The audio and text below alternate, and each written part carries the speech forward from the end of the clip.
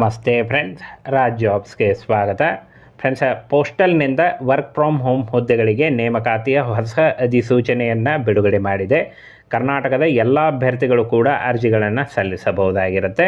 ನೋಡಿ, ಕರ್ನಾಟಕದ ಎಲ್ಲ ಅಭ್ಯರ್ಥಿಗಳು, ಎಲ್ಲ ಜಿಲ್ಲೆಯಿಂದ ಎಲ್ಲ ಅಭ್ಯರ್ಥಿಗಳು ಕೂಡ ಅರ್ಜಿಗಳನ್ನು ಸಲ್ಲಿಸಬಹುದು. ಕೇವಲ ನೀವು SLC ಪಾಸ್ ಮಾಡಿದರೆ, 10th ಪಾಸ್ ಮಾಡಿದರೆ ನೀವು ಅರ್ಜಿಗಳನ್ನು ಸಲ್ಲಿಸಬಹುದಾಗಿರುತ್ತೆ. ಹಾಗೆ ಆಯ್ಕೆಯಾದಂಥ ಅಭ್ಯರ್ಥಿಗಳಿಗೆ 25,000 ತನಕ ಪರ್ ಮಂತ್ ಸ್ಯಾಲ್ರಿ ಆಗಿರುತ್ತೆ.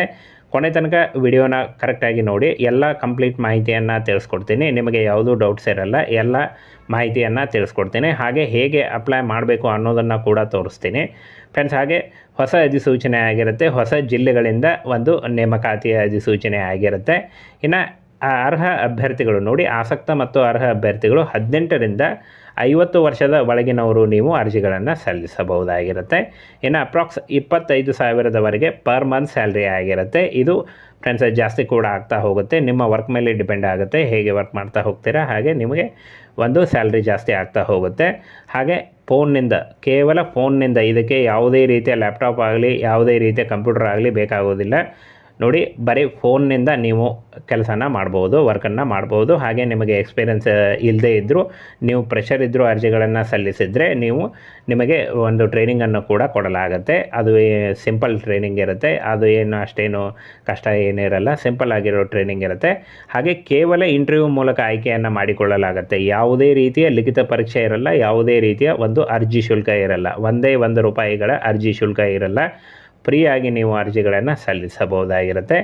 ಹಾಗೆ ಇಂಟರ್ವ್ಯೂವಿನಲ್ಲಿ ಕೇವಲ ಸಿಂಪಲ್ ಆಗಿರೋ ಕ್ವಶನನ್ನೇ ಕೇಳ್ತಾರೆ. ಏನಾದರೂ ಈ ಮುಂಚೆ ನೀವು ಇನ್ಶೂರೆನ್ಸದ್ದು ಏನಾದರೂ ವರ್ಕ್ ಮಾಡಿದ್ದೀರಾ, ಹಾಗೆ ನಿಮಗೆ ತುಂಬ ಜನ ಪರಿಚಯ ಇದ್ದೀರಾ, ಕನ್ನಡದಲ್ಲಿ ಫ್ಲೂಯೆಂಟಾಗಿ ಮಾತಾಡಲಿಕ್ಕೆ ಬರುತ್ತಾ, ಇಷ್ಟೇ ಕೇಳ್ತಾರೆ. ಸಿಂಪಲ್ ಆಗಿರೋ ಕ್ವಶನ್ ಆನ್ಸರ್ನ ಕೇಳ್ತಾರೆ. ಯಾವುದೇ ರೀತಿಯ ಸಿಲೆಬಸ್ಸಿಗೆ ಅದು ಇದು ಔಟ್ ಆಫ್ ಸಿಲೆಬಸ್ ಆಗಲಿ ಏನಾದರೂ ಆ ಥರ ಏನೂ ಕೇಳಲ್ಲ. ಸಿಂಪಲ್ ಆಗಿರೋ ಕ್ವಶನನ್ನು ಕೇಳ್ತಾರೆ. ಅದಕ್ಕೆ ನೀವು ಡೈರೆಕ್ಟಾಗಿ ಅಂದರೆ ಉತ್ತರಿಸ್ಬೋದು.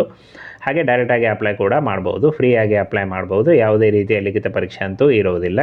ಇನ್ನು ಫ್ರೆಂಡ್ಸ್, ಈ ಒಂದು ಹುದ್ದೆಗಳಿಗೆ ಅರ್ಜಿ ಸಲ್ಲಿಸುವಂಥ ಅಭ್ಯರ್ಥಿಗಳಿಗೆ ಈ ಕರ್ನಾಟಕದ ಯಾವುದೇ ಭಾಗದಿಂದ ಕೂಡ ನೀವು ಅರ್ಜಿಗಳನ್ನು ಸಲ್ಲಿಸಬಹುದು.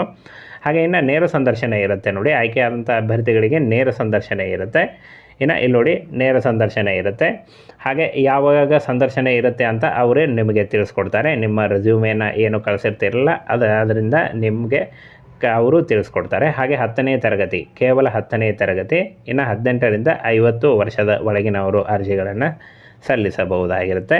ಹಾಗೆ ಯಾರು ಅರ್ಜಿಗಳನ್ನು ಸಲ್ಲಿಸಬಹುದು? ಕಡ್ಡಾಯವಾಗಿ ಕನ್ನಡ ಬರುವಂಥ ಅಭ್ಯರ್ಥಿಗಳು. ನೋಡಿ, ಇನ್ನೊಮ್ಮೆ ಹೇಳಿದ್ದೇನೆ, ಕನ್ನಡ ಒಂದು ಬಂದರೆ ಸಾಕು, ನೀವು ಅರ್ಜಿಗಳನ್ನು ಸಲ್ಲಿಸಬಹುದು. ನಿರುದ್ಯೋಗಿ ಯುವಕರು, ಸ್ವಯಂ ಉದ್ಯೋಗ ನಿರತ ಯುವಕರು, ವಿಮಾ ಕಂಪನಿಗಳ ಸಲಹೆಗಾರರು, ಮಾಜಿ ಸೈನಿಕರು, ಅಂಗನವಾಡಿ ಕಾರ್ಯಕರ್ತರು, ಮಹಿಳಾ ಮಂಡಳದ ಕಾರ್ಯಕರ್ತರು, ಮಾಜಿ ಗ್ರಾಮ ಪಂಚಾಯಿತಿಯ ಸದಸ್ಯರು, ಅಂಚೆ ವಿಭಾಗದ ಮುಖ್ಯಸ್ಥರು.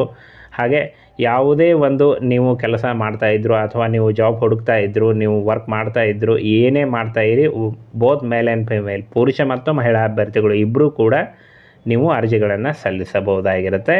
ಹಾಗೇನ ಫ್ರೆಂಡ್ಸ್, ಆಯ್ಕೆಯಾದ ಒಂದು ನೇರ ಪ್ರತಿನಿಧಿಗಳಿಗೆ ಅಂದರೆ ನೋಡಿ, ನೇರವಾಗಿ ಆಯ್ಕೆಯನ್ನು ಮಾಡಿಕೊಳ್ಳಲಾಗುತ್ತೆ ಅಂತ ಕ್ಲಿಯರಾಗಿ ಮೆನ್ಷನ್ ಮಾಡಿದ್ದಾರೆ. ನೇರವಾಗಿ ಡೈರೆಕ್ಟ್ ಅಪ್ಲೈ ಮಾಡ್ಬೋದು. ಹಾಗೆ ಡೈರೆಕ್ಟ್ ನಿಮಗೆ ನೇಮಕಾತಿ ಇರುತ್ತೆ.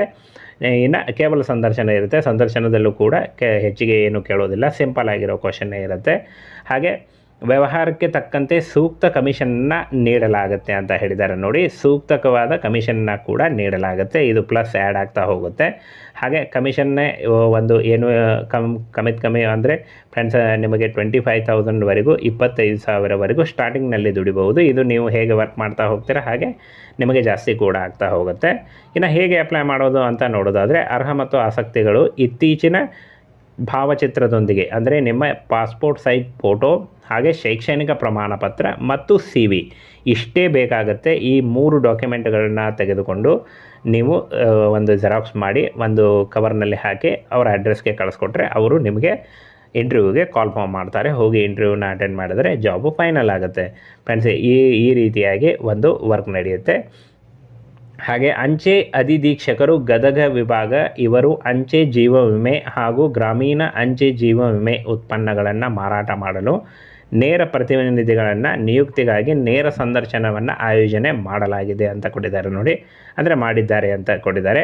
ಗದಗ ಜಿಲ್ಲೆಗಳಲ್ಲಿ ನೇಮಕಾತಿ ಇರುತ್ತೆ, ಆಯ್ಕೆಯಾದಂಥ ಅಭ್ಯರ್ಥಿಗಳಿಗೆ ಗದಗ ಜಿಲ್ಲೆಗಳಲ್ಲಿ ನೇಮಕಾತಿ ಇರುತ್ತೆ. ಹಾಗೆ ನೀವು ಮನೆಯಿಂದ ಕೂಡ ವರ್ಕ್ ಮಾಡ್ಬೋದು, ಅದರ್ಸ್ ಅಂದರೆ ಬೇರೆ ಜಿಲ್ಲೆಯವರು ನೀವು ಮನೆಯಿಂದ ಕೂಡ ವರ್ಕ್ ಮಾಡ್ಬೋದು. ಹಾಗೆ ನಿಮಗೆ ಪರಿಚಯ ಇರುವಂಥ ಆಸುಪಾಸಿನವರಿಗೆ ಹೇಳಿ ಈ ಥರ ಒಂದು LIC ಥರ ಈ ಒಂದು ಜೀವ ವಿಮೆ ಇರುತ್ತೆ ಅಂತ ಹೇಳಿ ನೀವು ಕನ್ವಿನ್ಸ್ ಮಾಡಿ ನೀವು ಮಾಡಿದ್ರೆ ನಡೆಯುತ್ತೆ. ನೀವು ಸಿಂಪಲಾಗಿ ಕನ್ನಡವನ್ನೇ ಮಾತಾಡಿ ಅದರ ಬಗ್ಗೆ ನೀವು ಎಲ್ಲ ನಿಮಗೆ ಟ್ರೈನಿಂಗ್ ಕೊಡ್ತಾರೆ, ಆಲ್ರೆಡಿ ಕಂಪ್ಲೀಟ್ ಟ್ರೈನಿಂಗನ್ನು ನೀಡಲಾಗುತ್ತೆ ನಿಮಗೆ. ಹಾಗೆ ಫ್ರೆಂಡ್ಸ್, ಟ್ರೈನಿಂಗನ್ನು ಎಲ್ಲಿರುತ್ತೆ, ಎಷ್ಟು ದಿನ ಇರುತ್ತೆ, ಹಾಗೆ ಟ್ರೈನಿಂಗ್ನಲ್ಲಿ ಪೇಮೆಂಟನ್ನು ಮಾಡ್ತಾರೆ ಇಲ್ಲೋ ಅನ್ನುವಂಥ ಸಂಪೂರ್ಣ ಮಾಹಿತಿಯನ್ನು ನಿಮಗೆ ಒಂದು ಇಂಟರ್ವ್ಯೂವಲ್ಲಿ ಹೇಳ್ತಾರೆ. ಈ ರೀತಿಯಾಗಿ ನೀವು ವರ್ಕ್ ಮಾಡಬೇಕಾಗತ್ತೆ. ಫ್ರೆಂಡ್ಸನ್ನು ಹೇಗೆ ಅಪ್ಲೈ ಮಾಡಬೇಕು ಅಂತ ನೋಡೋದಾದರೆ ಇಲ್ಲಿ ನೋಡಿ, ಅಂಚೆ ಅಧಿಧೀಕ್ಷಕರು ಗದಗ ವಿಭಾಗ ಇವರು ಅಂತ ಕೊಟ್ಟಿದ್ದಾರೆ ನೋಡಿ. ಅಂಚೆ ಅಧಿಧೀಕ್ಷಕರು ಗದಗ ವಿಭಾಗ ಹೆಡ್ ಆಫೀಸ್ ಗದಗ, ಈ ಒಂದು ಅಡ್ರೆಸ್ಗೆ ನೀವು ನಿಮ್ಮ ರೆಸ್ಯೂಮೆ ಮತ್ತು ಫ್ರೆಂಡ್ಸ್ ಆಗಲೇ ಹೇಳಿದ್ದೀನಿ ಡಾಕ್ಯುಮೆಂಟ್ಸ್ಗಳನ್ನ, ಯಾವ ಡಾಕ್ಯುಮೆಂಟ್ಸ್ಗಳನ್ನ ಕಳಿಸ್ಬೇಕು ಅಂತ. ರೆಸ್ಯೂಮು ಮತ್ತು ಆ ಡಾಕ್ಯುಮೆಂಟ್ಸ್ಗಳನ್ನು ನೇರವಾಗಿ ಈ ಒಂದು ಅಂಚೆ ಅಧಿಧೀಕ್ಷಕರು ಗದಗ ವಿಭಾಗಕ್ಕೆ ಕಳಿಸ್ಕೊಡಿ. ಅವರು ಫ್ರೆಂಡ್ಸ್ ನಿಮ್ಮ ಒಂದು ಡಾಟಾನ ಪರಿಶೀಲನೆ ಮಾಡಿ, ಅಂದರೆ ನಿಮ್ಮ ಬಯೋಡಾಟಾ ಅಥವಾ ರೆಸ್ಯೂಮೆ ಏನು ಕಳಿಸಿರ್ತಾರೋ ಅದನ್ನು ಪರಿಶೀಲನೆ ಮಾಡಿ ಇಂಟರ್ವ್ಯೂಗೆ ಕರೀತಾರೆ.